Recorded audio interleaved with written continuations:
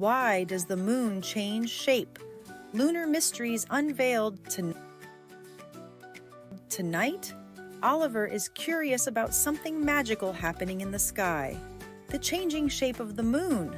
Why does the moon look different every night? It was round last week, but now it looks like a banana. Oliver looks closer, hoping to solve the lunar mystery. He wonders how the moon's shape changes so much. It's so pretty, but why isn't it always the same shape? The moon doesn't really change its shape, it's just the way we see it from Earth. As it orbits our planet, different parts of it are lit up by the sun.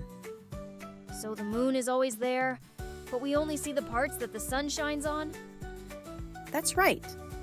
The moon orbits around Earth, and the sunlight reflects off the moon. Depending on where the moon is in its orbit, we see different phases. Sometimes a full moon, other times just a sliver. Wow!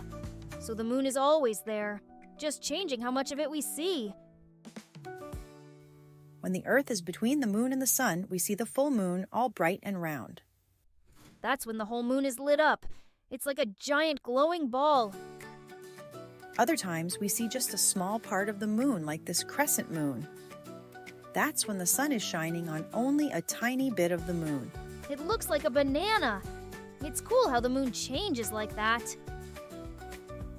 And sometimes we don't see the moon at all. That's called the new moon, when the side facing us isn't lit by the sun. So it's still there, just hiding in the shadow. Over the course of a month, the moon goes through its full cycle of phases. Every night, it looks a little different. I'll watch every night and see the moon change shape. It's like a puzzle in the sky. Now, Oliver knows the secret of the moon's changing shapes. It's a magical dance between the Earth, the moon, and the sun.